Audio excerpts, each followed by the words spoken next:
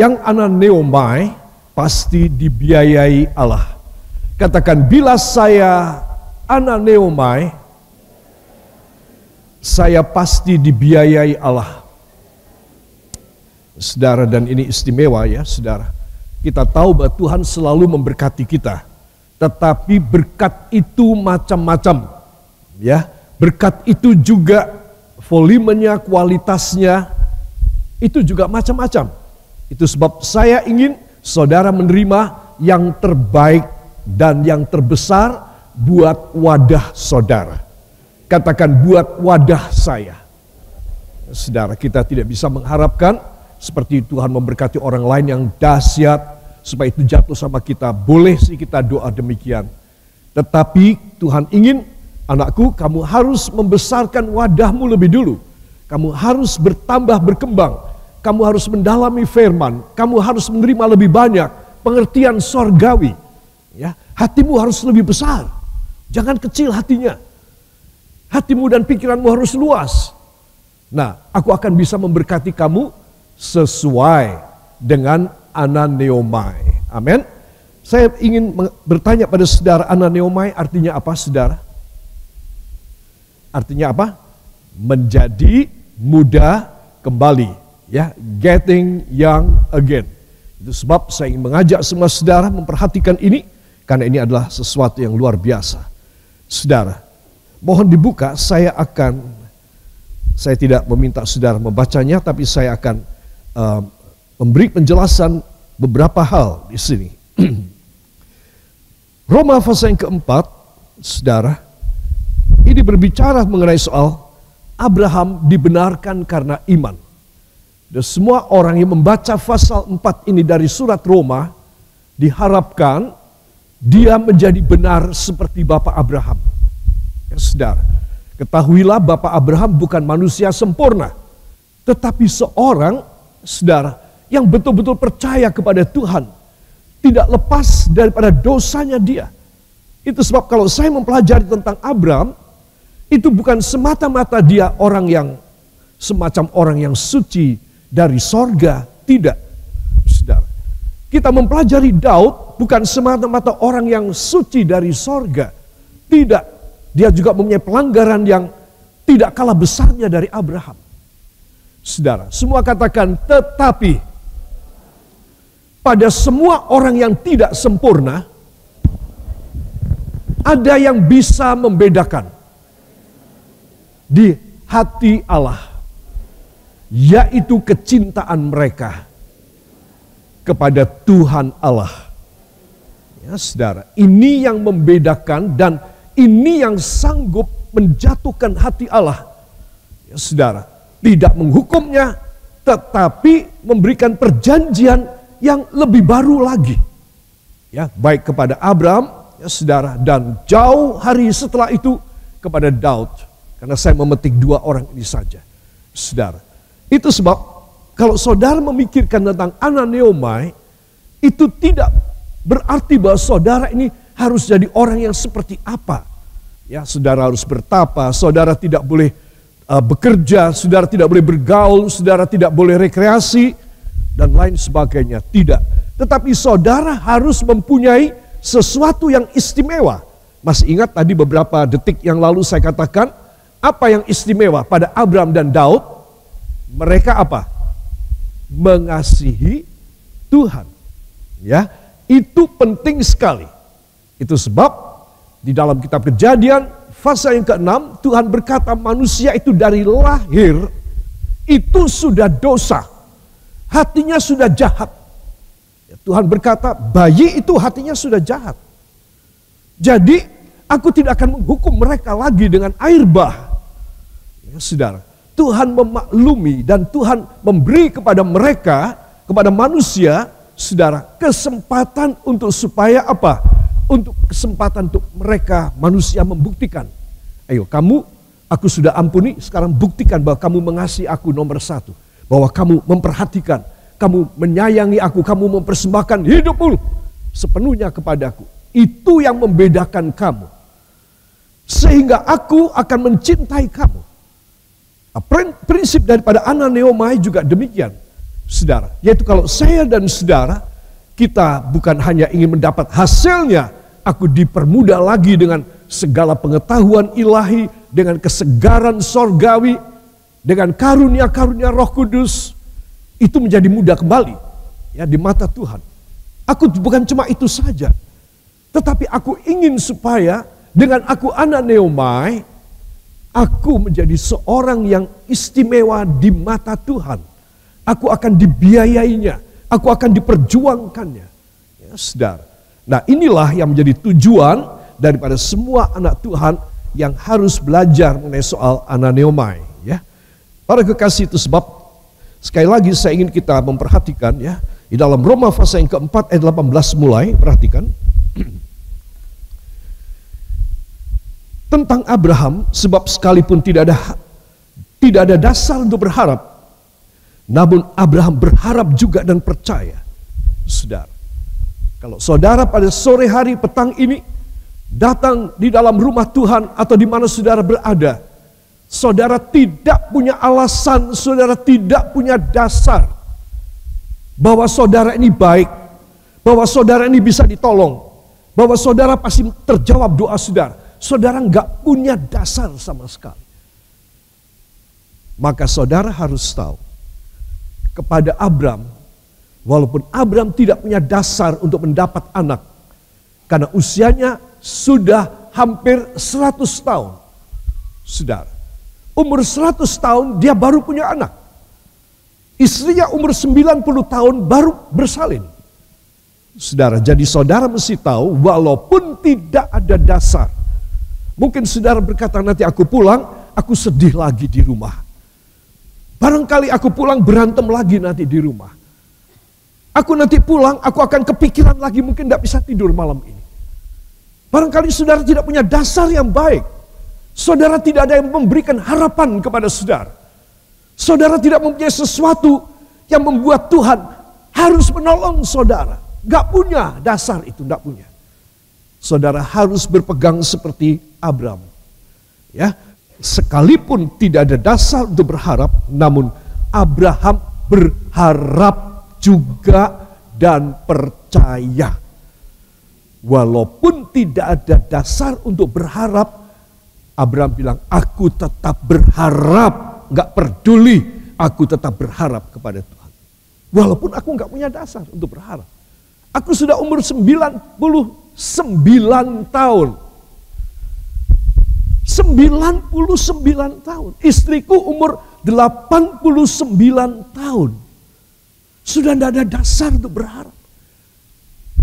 Abraham berkata, ora popo, aku tetap berharap dan aku percaya. Ini loh saudara. Coba, ada orang seperti ini membuat Tuhan jatuh hati. Tetapi kalau saudara, saya dan saudara tidak punya dasar, lalu kita ini tambah ngelokro, kita tidak mempunyai harapan lagi dan kita tidak percaya, saudara, maka Tuhan tidak bisa melakukan pekerjaan yang besar dalam hidup saudara, dalam hidup saya. Itu sebab kalimat yang pertama, walaupun tidak ada dasar untuk berharap. Semua katakan, walaupun saya tidak mempunyai dasar untuk berharap, tetapi saya berharap juga dan percaya. Amin. Haleluya. Jadi kalau saudara dan bisikan iblis, dan saudara punya ketulusan, kejujuran dalam hati, wong aku kayak gini kok bisa berharap dari mana? Itu saudara jujur memang. Ya, kalau saudara dalam keadaan demikian, maka saudara dianjurkan oleh firman seperti Bapak Abraham, tetap berharap dan percaya. Amin. Jadi saudara tidak boleh putus asa. Tidak boleh tidak punya pengharapan. Saudara harus berharap dan saudara harus percaya. Itulah membuat Tuhan jatuh hati sama saudara. Iblis berkata, udahlah, kamu itu mbok ngerumang sani, kamu itu mbok sadar dan nyadar, kamu umur berapa sekarang? Abraham, kamu gak usah macam-macam, sudah selesai saja. Gak usah berharap punya anak. kamu inilah, kamu itulah, segala macam. Iblis akan kasih petunjuk nanti. Saudara, ini pelajaran penting sekali. Seorang yang ananeomai, dia akan selalu berharap dan selalu percaya. Katakan, bila saya ananeomai, saya akan selalu berharap dan selalu percaya. Ya, tangannya itu harus ikut seperti saya gini ya. Bila saya ananeomai, saya akan selalu berharap dan percaya dalam nama Yesus. Maka Tuhan pasti menjawab. Karena saya ananeomai dalam nama Yesus. Amin. Haleluya ya. Puji Tuhan. Kemudian saudara, saya belum selesai, ayat yang ke-19. Imannya tidak menjadi lemah, walaupun ia mengetahui bahwa tubuhnya sudah sangat lemah. Ini pengetahuan dari Abraham. Tubuhku sudah sangat lemah. Barangkali dia jalan pun harus dituntun, barangkali saya tidak tahu apakah dia harus pakai krek, apakah lain sebagainya. Saudara, dia tubuhnya sudah sangat lemah. Ya saudara, ayat 20, 1, 2. Tetapi terhadap janji Allah, ia tidak bimbang. Ini loh saudara. Jadi kalau saya dan saudara ada di dalam situasi yang semacam Bapak Abraham, kasusnya beda. Abraham mengharap anak, saudara tidak mengharap anak, mengharap yang lain barangkali.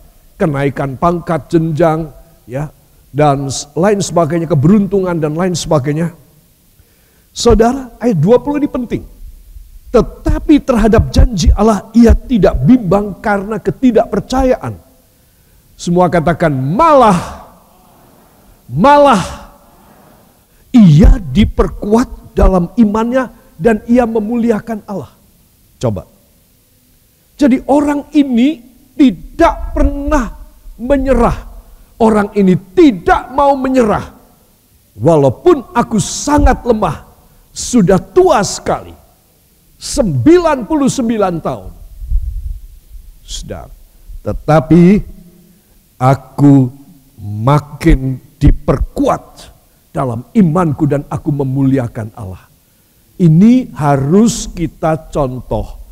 Ini merupakan karakteristik sifat dari orang yang dipermudah. Ya, saudara, orang muda, saya sudah menjelaskan berkali-kali, orang muda pun harus dipermudah. Orang-orang tua, orang setengah umur harus dipermudah. Orang yang sangat tua seperti Bapak Abraham, 99 tahun harus dipermudah. Saudara, ciri dari orang yang dipermudah adalah, saudara, dengan penuh keyakinan bahwa Allah berkuasa untuk melaksanakan apa yang telah dijanjikannya. Jadi sekarang, apakah saudara ini ananeomai apa tidak? Kalau saudara ananeomai, saudara adalah orang yang percaya bahwa yang dijanjikan Tuhan itu pasti dijadikannya. Nah, disinilah saudara ananeomai. Jangan saudara menjadi getting old, tapi getting young again. Saudara, walaupun Abraham itu sudah 99 tahun, sudah tua, tetapi dia menjadi muda dan dia yakin apa yang telah difirmankan Tuhan, telah dijanjikan Tuhan, pasti digenapi dalam hidupnya. Saudara, ini loh saudara yang membuat saudara itu istimewa. Yang membuat saya istimewa itu ini. Bukan hal-hal karena saudara dapat uang banyak, dapat berkat banyak, dapat mujizat banyak. Tapi saudara menua terus. Tidak, tetapi saudara menjadi semakin muda. Itu sebab Anda dan saya harus selalu dekat kepada Tuhan. Sehingga apa saja yang mustahil bagi saudara, ternyata tidak mustahil bagi saudara. Saudara, inilah sesuatu pelajaran ananeomai. Sekarang saudara masih begitu muda dan juga nggak terlalu tua, setengah umur lah. Ya saudara, berapa sih umur yang paling tua di antara kita? Ya saudara, tetapi saudara seringkali saudara begitu lemah.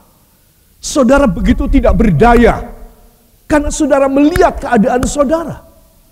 Saudara. Sehingga persoalan itu sampai saudara mati tetap persoalan. Gak pernah saudara bebas dari persoalan. Sampai saudara meninggal dunia. Repot kan? Orang hidup kayak begitu buat apa? Gak share saya, saudara. Tuhan ingin supaya saya dan saudara mempunyai sesuatu di mana ketika Tuhan masih mengizinkan kita orang hidup, kita ananeomai. Apa yang mustahil, tidak mustahil bagi aku. Aku pegang perjanjian Tuhan. Walaupun aku tidak punya dasar untuk berharap, aku tetap berharap dan percaya. Haleluya. If you can change your mind and you brainstorm your mind, your brain, you yourself, you have to brainstorm your brain, your mind. Kamu harus membrainstorm, kamu harus cuci otak daripada iman yang salah. If you can brainstorm your mind and your brain will be filled with the Holy Spirit, then you are a new man, a new woman. You become one that God created, a new one again. You have the character of Christ that never fade, gak pernah bisa layu. Saudara, apa sebab? Karena saudara percaya pada firman. Jangan percaya pada bisikan diri sendiri. Aduh, aku gak punya uang ini. Gimana lagi, ya sudah, aku pasrah sama Tuhan. Kalau aku harus hidup miskin, aku harus hidup susah, ya udah tak terima aja. Ya, aku mau tetap setia sampai mati kepada Tuhan Yesus. Itu bukan kehendak Tuhan. Saudara setia sampai mati itu kehendak Tuhan. Tapi saudara susah sampai mati itu bukan kehendak Tuhan. Itu sebab saudara harus melawan. Katakan, saya harus melawan semua keadaan yang negatif. Karena Tuhan akan membela saya, memberi kepada saya ananeomai. Saudara, itulah kekuatan kita. Ketika saya tidak kuat di dalam pelayanan, di dalam pekerjaan Tuhan, di dalam apapun, saudara, maka saya membuat kekuatan saya sendiri. Saya tidak pernah lupa tentang Bapak Abraham ini. Saudara, kenapa? Karena dia ngalamin sendiri dan dia sangat tua. Saudara, jadi pantas kalau orang sudah sangat tua, itu saya hormati dan saya akan mencari teladan dari dia. Ini Abraham ini sangat tua. 99 tahun dia tetap berharap punya anak. Hebat kan? Ini tidak main-main ini. Ya saudara. Kalau saudara bisa demikian, anak-anakku yang masih muda dan remaja, di dalam sini atau di luar sana, kalian mempunyai satu iman seperti Bapak Abraham. Bapak Abraham sudah tua, tetapi ananeomai, getting young again. Ketika dia getting young again, Tuhan kasih anak kepada dia. Kalau saudara getting young again, Tuhan kasih apa menjadi permintaan saudara. Jodoh anak-anakku yang masih muda, ataupun sesuatu pekerjaan yang berhasil, ataupun masa depan yang gemilang, segala sesuatu yang engkau belum dan tidak pernah lihat, tidak pernah dengar, dan tidak pernah timbul dalam hatimu, sudah disediakan Allah bagimu yang mengasihi dia. Yang mengasihi dia. Jadi saudara, saya tadi sudah bilang, apa signifikansi, keistimewaan daripada Daud? Daud bukan orang sempurna. Saya sudah cerita. Abraham bukan orang sempurna, saudara. Tetapi apa yang membuat mereka sempurna di mata Tuhan? Mereka mengasihi Tuhan. Saudara, mereka mengasihi Tuhan dan mereka tidak mau kalah dan tidak mau berhenti dalam mengasihi Tuhan. Inilah keistimewaan mereka. Orang yang mau selalu ada di dalam ananeomai, dia pasti bisa dibiayai oleh Tuhan dengan dia membuktikan bahwa dia mencintai Tuhan nomor 1 dalam hidupnya. Amin. Haleluya. Saudara, saya masuk di sini getting young again, pasti akan dibiayai Allah ya. Saya akan fokus pada A sekarang. Diurapilah dengan Roh Kudus. Katakan, bila saya mau dibiayai oleh Allah, maka saya harus dilimpahi kuasa Roh Kudus. Ya, ini persyaratan mutlak saudara. Ya, apa saja saudara buka Alkitab, baca kisahnya. Kalau orang itu penuh dengan Roh Kudus, saudara akan mendapatkan orang itu dahsyat. Ya, apapun. Nah, saudara, di dalam Mazmur pasal yang ke-51, ayat yang ke-12, 13, dan 14, saya undang kita bangkit berdiri sekali lagi. Kitab Mazmur pasal 51, ayat 12 sampai 14. 1, 2. Jadikanlah hatiku tahir, ya Allah, dan perbaharuilah batinku dengan roh yang teguh.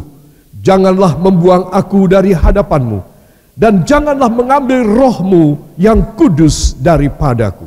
Bangkitkanlah kembali padaku kegirangan karena selamat yang daripadamu, dan lengkapilah aku dengan roh yang rela. Amin. Terima kasih, silakan duduk kembali. Dan lengkapilah aku dengan roh yang rela. Ya saudara, dengan roh yang rela, roh yang obral, roh yang berlimpah, sampai aku tenggelam. Saudara, nah inilah maksud daripada doa pengakuan dosa dari Raja Daud. Ya, saudara, saya sudah jelaskan tadi, Daud bukan orang sempurna punya, dosanya luar biasa. Tetapi karena dia mencintai Tuhan, saudara, maka Tuhan merestitusi apapun yang dikerjakan oleh Daud, saudara. Sehingga Tuhan memberikan kepada Daud sesuatu yang luar biasa. Ya saudara, dan ini harus menjadi pengertian kita. Apa yang menjadi doanya? Jadikanlah hatiku tahir, hatiku suci kembali ya Allah. Perbaharuilah batinku dengan roh yang teguh. Ya saudara. Kemudian kalimat terakhir dari ayat 14, lengkapilah aku dengan roh yang obral, roh yang royal. Saudara. Jadi di sini kita melihat faktor yang menentukan saya dan saudara bisa tetap teguh di hadapan Tuhan, selalu ananeomai dan bakal dibiayai terus sampai kita orang mati dan masuk ke dalam sorga. Faktor tersebut adalah melimpah di dalam Roh Kudus, apa tidak? Saudara diurapi dengan melimpah oleh Roh Kudus, apa tidak? Saudara. Nah inilah yang membuat saudara signifikan, extraordinary di hadapan Allah. Tetapi kalau tidak, maka saya dan saudara ini adalah biasa aja. Kita bukan seorang ananeomai dan Tuhan tidak mengistimewakan kita. Ya saudara, saya yakin kita semua ingin istimewa. Betul apa tidak? Ya, coba yang mau istimewa angkat tangannya. Katakan bersama saya, ya Allah Roh Kudus, bantulah hamba supaya semasa hamba hidup, hamba istimewa di pemandangan Allah. Hamba dipenuhi Roh Kudus, selalu diurapi, sehingga hidup hamba berbeda dalam nama Yesus. Amin.